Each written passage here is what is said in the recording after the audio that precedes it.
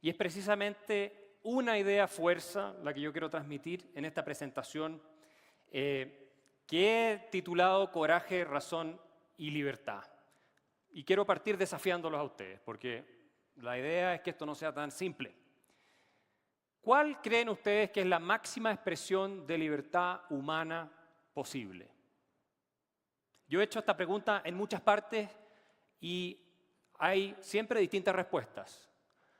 Algunos me han dicho que la máxima expresión de libertad posible es asumir riesgos enormes que dan cuenta del desprendimiento que uno tiene hasta cierto punto con su existencia sobre esta tierra. No es una mala idea. Otros sostienen que la libertad es cuando uno tiene suficiente dinero para hacer lo que quiere, no depender de absolutamente nadie. Y esa es la esencia de la libertad. Algunos incluso ponen de ejemplo a personajes como este, que de hecho, si ustedes recuerdan la película del Lobo de Wall Street, era precisamente la teoría que él planteaba en esa película. También hay quienes sostienen que la máxima expresión de libertad es desprenderse del mundo material por completo y entregarse a la vida espiritual. Yo quiero desafiar absolutamente estas teorías, no porque no crea que haya algo de verdad en cada una de ellas, sino porque me parece que la máxima expresión posible de libertad humana es pensar. No hay nada que represente mejor la libertad que el enorme y dificultoso esfuerzo de pensar. En esta escultura de Rodin ustedes lo pueden ver fielmente representado. No parece que estuviera haciendo algo simple este hombre, ¿no? El pensador de Rodin. No parece que fuera algo sencillo. Lamentablemente, si bien todos tenemos la facultad de pensar los seres humanos, es algo relativamente escaso. No se hace mucho. ¿Por qué? Y lo voy a explicar. Primero, pensar es un acto extraordinariamente solitario. Nadie nos puede acompañar en nuestro proceso de pensamiento. Nos pueden acompañar en nuestras emociones, nos pueden acompañar en nuestro dolor, en nuestra alegría. Pero el proceso de pensar es algo individual siempre. Estamos solos cuando pensamos. Podemos nutrirnos de otras personas, sí, de lo que nos dicen, pero no podemos estar en los pensamientos de otro, no podemos compartirlos. Estamos solos frente al mundo. Nos enfrentamos a nosotros mismos. Requiere, por lo tanto, de un arrojo que no es sencillo de encontrar. Cuando nosotros seguimos una moda, no estamos pensando, estamos plegándonos a algo que es corriente y que todo el mundo está haciendo, todo el mundo está diciendo. No estamos pensando. Cuando simplemente seguimos los dictámenes de una autoridad, de cualquier tipo, tampoco estamos pensando. ¿Correcto? Y cuando nos ajustamos a algún tipo de doctrina y seguimos al pie de la letra lo que esa doctrina nos dice que tenemos que hacer, tampoco estamos necesariamente pensando. Nadie entendió mejor lo que significa para nosotros los seres humanos el desafío de pensar que el filósofo alemán del siglo XVIII, Immanuel Kant. Kant sostenía que la gran mayoría de los seres humanos vivimos en una permanente situación de oscuridad. ¿Por qué? ¿Por qué no nos ilustramos? Bueno, esta es la explicación. Simplemente quiero esta frase remarcarla cuando él habla de la ilustración. ¿Qué es la liberación del hombre de su culpable incapacidad? Dice, que es la de servirse de su inteligencia sin la guía de otro. Y finalmente, dice, ten el coraje de servirte de tu propia razón. De tu propia razón, no de lo que un guía te dice que tienes que hacer. No de lo que una autoridad, de un tutor te señala que es el camino que debes seguir. ¿Y por qué la gente no hace esto? De acuerdo a Kant, y me parece que es válido en los tiempos que corren. Dice, la pereza y la cobardía son la causa que una gran parte de los hombres, de los seres humanos, continúen en su estado prohibido, es decir, que se dejen guiar por otros, la pereza y la cobardía. Pensar requiere coraje y requiere de esfuerzo. Pensar es un viaje de un resultado completamente imprevisto. No sabemos lo que vamos a encontrar al final de ese recorrido de pensar. Y por eso genera tanto miedo, es más fácil asumir la tutela de un tercero. Cuando pensamos no tenemos las respuestas dadas con anterioridad. Tenemos que tener coraje para poder pensar. Y ese coraje, de nuevo, repito, nos plantea solos frente al mundo y eventualmente nos hace quebrar con el mundo. Nos hace seguir un camino distinto de los que están siguiendo todos los demás. Y eso es muy difícil de aceptar. Preferimos vivir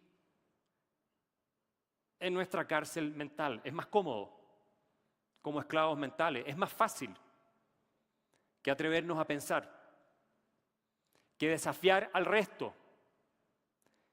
¿Y qué mejor ejemplo hay de lo que estoy diciendo que las ideologías del siglo XX? ¿Ustedes creen que esa gente que aparece en la foto estaba pensando? Por supuesto que no. Esa gente se plegó a una ideología de moda en un determinado momento y se dejó llevar adelante por un tutor, por un gran cuidador. Porque renunció ¿a qué? A pensar por sí mismo, a servirse de su propia razón, que es el acto de libertad por excelencia. Ese es otro gran ejemplo. Cuando abrazamos ideologías, como el comunismo, el nacionalsocialismo, pero hay otras, nos arrojamos necesariamente a abrazos de tutores. De tutores, de gente que nos va a decir cómo tenemos que vivir nuestra vida y qué es lo que tenemos que entender del mundo que nos rodea. Jean-François Revel, un gran pensador francés, que fue comunista y abandonó el comunismo, decía que las ideologías no reconocen en la realidad ni la fuente de información ni el juez del correcto fundamento de la acción. Las ideologías son para cobardes. Ojo con esto. Porque las ideologías le dan a los seres humanos las respuestas a todas las preguntas posibles. Todas están resueltas. Ustedes no necesitan pensar. Es un sistema cerrado que resuelve ya desde lo más trascendente de los cuestionamientos que tenemos los seres humanos hasta lo más simple. Ustedes no podían, bajo un sistema nacionalsocialista o un sistema comunista, discrepar con el líder y decirle, no, yo pienso que esto puede ser diferente a lo que dice la doctrina oficial del partido. Si ustedes hacían eso, obviamente lo fusilaban. Pero mucha gente voluntariamente se arrojó y por eso se destruyeron lo que Karl Popper, el filósofo del siglo XX, llamaba la sociedad abierta. Es la incapacidad de pensar, dijo Popper, de manera crítica, lo que nos lleva a destruir, ¿cierto?, la libertad exterior y tener sistemas totalitarios o que restringen la habilidad de perseguir el plan de vida que todos queremos. Pero primero nos hemos esclavizado mentalmente. Ese es el paso previo a que perdamos toda nuestra libertad. Ese es no tener el coraje de servirnos de nuestra propia razón. Ese es el problema. En los tiempos que corren lo estamos viendo con la cultura de la cancelación. Hay simplemente cuestiones que son políticamente incorrectas decirlas. Uno no puede plantear determinadas ideas que resultan impopulares porque termina siendo perseguido y en algunos casos destruido por las hordas que dominan las redes sociales y hoy día también están en medios de comunicación y en otras partes, que no están abiertas al diálogo racional, que consiste en que pensemos por nosotros mismos. Acá hemos visto varios ejemplos. J.K. Rowling, autora de Harry Potter, perseguida por opiniones que no eran compatibles con algunas posturas dentro del movimiento LGTB. Dave Chappelle, por simplemente hacer rutinas de humor, también cancelado. Y hace no mucho tiempo Joe Rogan, el famoso podcaster, también sufrió una persecución tremenda por frases que le sacaron de contexto y otras posturas respecto a la pandemia en que se discutía científicamente ciertos asuntos que no vamos a entrar ahora, pero son casos emblemáticos de persecución de personas a las cuales se les hizo pagar un precio enorme por ejercer su derecho a pensar, que es fundamental. ¿Para qué? Para que tengamos genuina libertad de expresión. ¿Por qué en los sistemas en que predominan las ideologías la libertad de expresión no es necesaria? La respuesta es bien obvia, porque la gente no piensa. Tú no necesitas pensar cuando tienes resueltas todas las preguntas que puedes formularte.